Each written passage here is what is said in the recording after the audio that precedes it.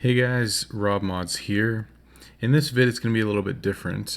There's just been something I want to talk about before the event this weekend, or the one that's coming out tonight, and wanting to share some thoughts and hopefully some insight to help you out into doing really well in Lost City of Gold. There's a lot of stuff that happens, a lot of mechanics that are interesting, and so I want to talk about that a little bit.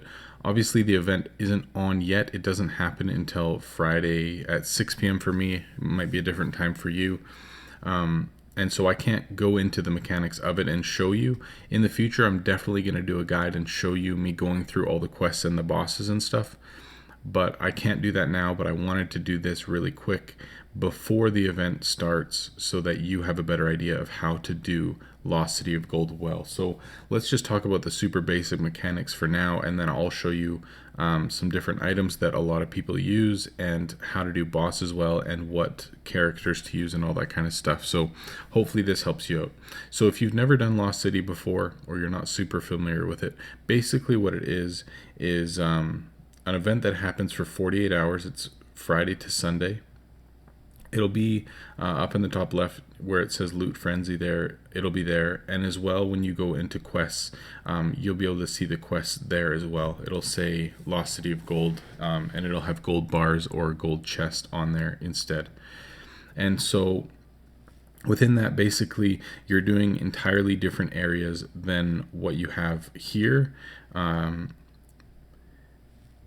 And so it'll be just an entirely different area. Basically, there's 10 different difficulties that you can do within Lost City, all with different rewards. So the first one is 1 to 2 gold bars, and the top one is like 30 or 40 gold bars, something like that. And so the more bars that you get, the more prizes that you are able to claim. So the top prize is 1,600 gold bars that you have to get personally, and all the ones under that are less: 1,200, 800, 600, 150, or whatever it is. So the first few are super easy to get, and then after that it gets more and more and more difficult.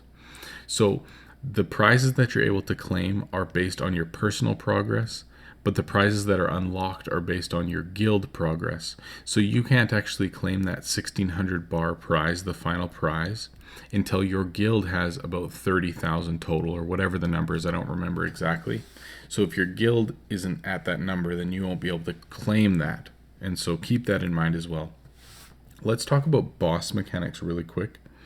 So with the boss, when you go to fight the boss, which will just be in your normal quest screen like this, the first boss will not be available until you've completed your first quest in Lost City.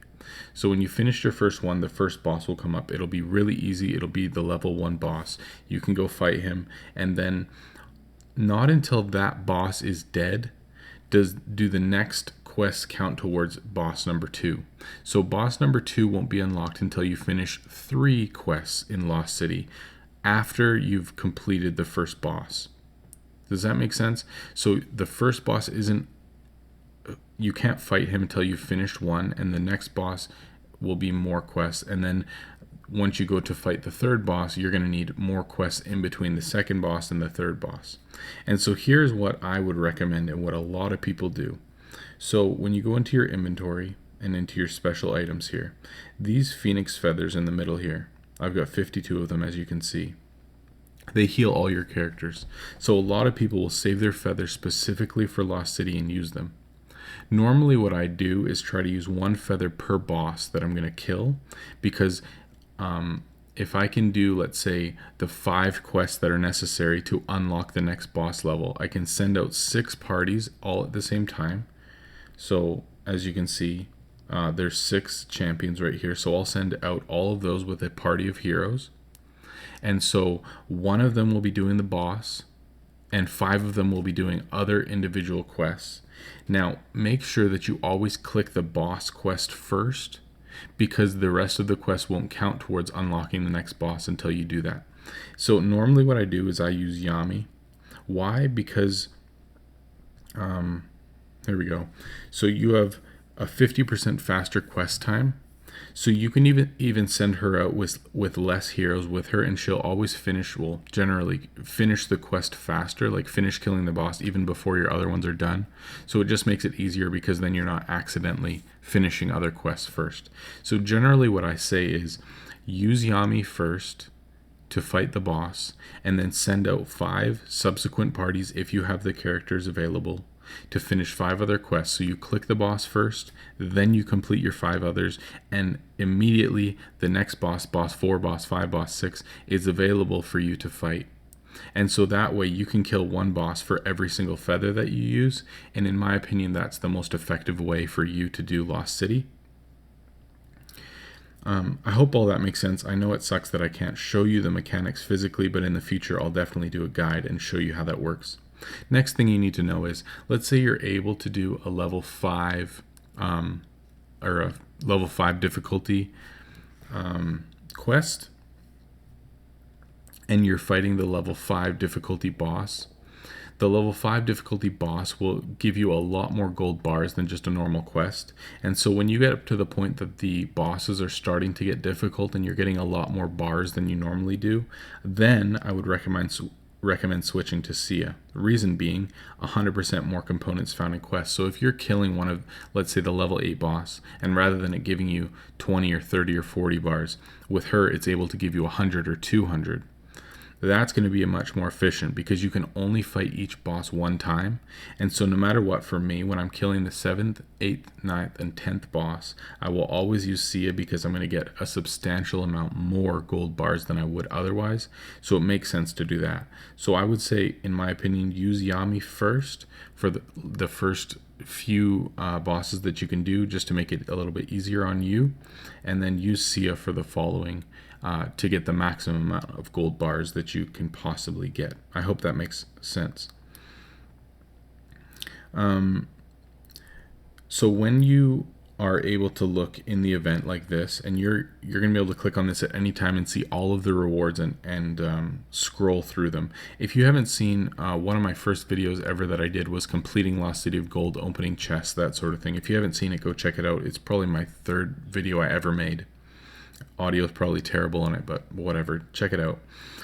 Basically, the most difficult prize that you can get in Lost City is going to be the blueprint. There's always one new blueprint released per month with Lost City, and so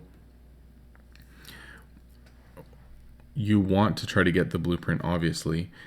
Now, if you're able to get the blueprint before you claim the prize, so let's say you're opening chests with gems or just normally because you're getting keys as you're killing bosses, and you manage to get the blueprint, you can then claim the highest prize, and it will be 50 ascension shards instead of the blueprint.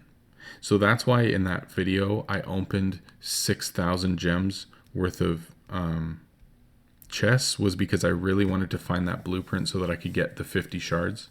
I ended up getting a ton of shards in the chests anyways, but it's really important, if you're a high enough level, to find that blueprint in a chest before you claim the last prize, especially if your guild can get to a high enough number of gold bars to unlock it, and then you can get the shards and the blueprint together. It just makes a lot more sense. Like, I've finished every single Lost City of Gold. Let me show you this really quick. So when you go into keys and chests here, golden chest, as you can see, I have all of these unlocked. So every single time that Lost Cities come around, I've found the blueprint and got 50 shards. And so as you can see here, I've got 956 ascension shards ready to go. So I'm saving those for tier 10. Not that that's announced, or we have no idea when it's coming out, but I'm just saving them so that I'm able to ascend my 4 core crafting items when the time comes. I could probably use some now, but it's all good. But basically, having those, that's the rarest and most important item in this game. It's the hardest thing to get, the most expensive thing per gem to try to get them. And so Lost City of Gold, in my opinion, is the absolute best opportunity that you have to get ascension shards. So make sure that you use your feathers intelligently. You can also use, let's say, the loot bugles here in the middle, those are really good because if you're fighting, let's say, the 10th boss, and I throw a loot bugle on there and I'm able to kill the boss with Sia, I could get close to 1,000 bars right there, depending on what the quest is. So for you to use all your different items well, so that you can kill bosses, be getting keys, unlocking chests, getting more bars, and getting more prizes, Lost City is going to be the best opportunity for you in the long term to get those shards and get ahead. So I hope all that makes sense. I hope it's helpful. I'm sorry that I can't show you these things yet, but I really wanted this guide to be out before the event so that you can see kind of what I do, get an idea of it, and hopefully take advantage of it for yourself and not be wasting all these quests not knowing how the boss actually works.